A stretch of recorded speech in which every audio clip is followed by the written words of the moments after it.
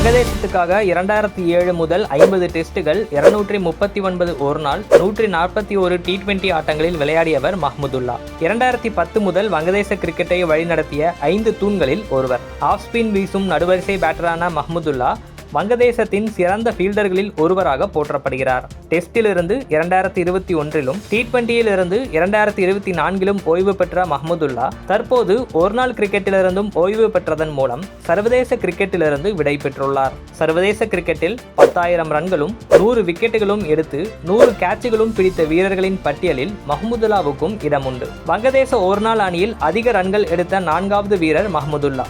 ஒருநாள் கிரிக்கெட்டில் தன்னுடைய 4 சதங்களையும் ICC போட்டியில் அடித்துள்ளார். 2015 உலகக்கோப்பையில் இங்கிலாந்து நியூசிலாந்துக்கு எதிராக அடுத்தடுத்து சதங்கள் அடித்து அசத்தினார். சாம்பியன்ஸ் கோப்பைக்கு முன்பு ஒருநாள் கிரிக்கெட்டில் தொடர்ச்சியாக 4 அரை சதங்கள் எடுத்தாலும் 39 வயதை கடந்து விட்டதால் அடுத்த தலைமுறைக்கு வழிவிடும் விதமாக ஓய்வு அறிவிப்பை அவர் வெளியிட்டுள்ளதாகவே அறியப்படுகிறது. சமீப காலமாக தமீம் இக்பால், முஷ்ஃபிகுர் ரஹீம், மஹ்முதுல்லா என வங்கதேச நட்சத்திர வீரர்கள் ஒருநாள் கிரிக்கெட்டிலிருந்து அடுத்தடுத்து ஓய்வு பெற்றுள்ளார்கள். ஷகிப் அல் ஹசன், மஷ்ரஃபி மோர்டஸாவும் இதற்கு மேல் ஒருநாள் கிரிக்கெட்டில் விளையாட வாய்ப்பில்லை. இதனால் வங்கதேச ஒருநாள் கிரிக்கெட்டை வழிநடத்தும் பொறுப்பும் சூழலும் புதிய தலைமுறை வீரர்களுக்கு ஏற்பட்டுள்ளது.